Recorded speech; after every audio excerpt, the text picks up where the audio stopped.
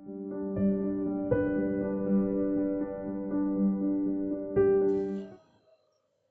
everyone, class 11th NCERT chapter number 6 और exercise number 6.2 का question number 1, जिसमें लिखा हुआ है कि इस इनइक्वालिटी को ग्राफिकली शो करिए, यानी अपने एक्स वाई प्लेन पर हमें वो सारे पॉइंट्स बताइए, उसको शेड करके इंडिकेट करके कि भाई ये सारे पॉइंट्स इस इनइक्वालिटी को मानते हैं। तो हमको इनमें से बहुत सिंपल स्टेप्स अपनाने हैं। सबसे पहले तो ये जो लेस देन का साइन है, इसे हम इक्वल टू में चेंज करके अपनी स्ट्रेट लाइन को प्लॉट करते हैं।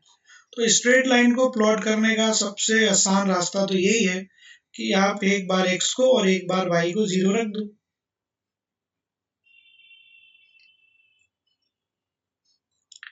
हम जैसे x को 0 रखेंगे तो हमें 0,5 मिल जाएगा, और हम y को 0 रखेंगे तो 5,0 मिल जाएगा। तो 0,5 ये एक पॉइंट है और 5,0 ये दूसरा पॉइंट है। तो हमने इस इनइक्वालिटी को इक्वालिटी में इसलिए बनाया क्योंकि हम स्ट्रेट लाइन की इक्वेशन को प्लॉट करना जानते हैं।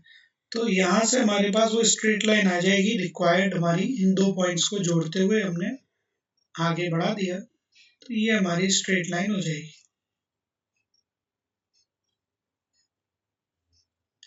ठीक है, लेकिन स्ट्रेट लाइन बनाना तो पर्पस नहीं था इफेक्टिवली देखा जाए।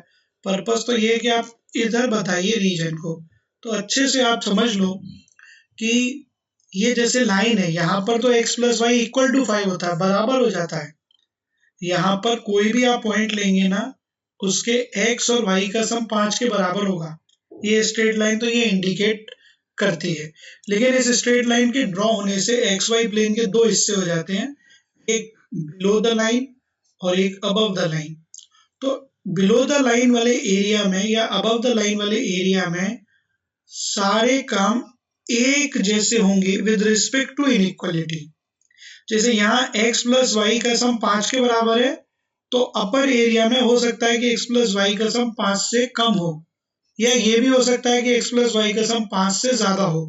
लेकिन जो भी है वो इस पूरे एरिया में फॉलो होगा। जैसे x प्लस वाई का सम 5 से अधिक एक भी पॉइंट अगर इस बात को मानता है, तो इस एरिया में आने वाले सारे पॉइंट उस बात को मानेंगे, और इसके ठीक अपोजिट इस एरिया के सारे पॉइंट दूसरी कंडीशन मानेंगे। अगर वो लेस देन वाली मानता है तो ये लार्जर देन वाली मानेंगे, और वो लार्जर देन वाली मानता है तो ये स्मॉलर देन वाली मानेंगे। तो इसलिए सबसे बढ़िया आराम से परीक्षा करनी हो तो हम ओरिजिन को उठा लाते हैं। अगर लाइन ओरिजिन से पास नहीं हो रही है तो ओरिजिन को पिक कर लो, और अगर ओरिजिन से पास हो रही है तो फिर कोई भी और रैंडमली पॉइंट आपने हमेशा करना है सिलेक्ट।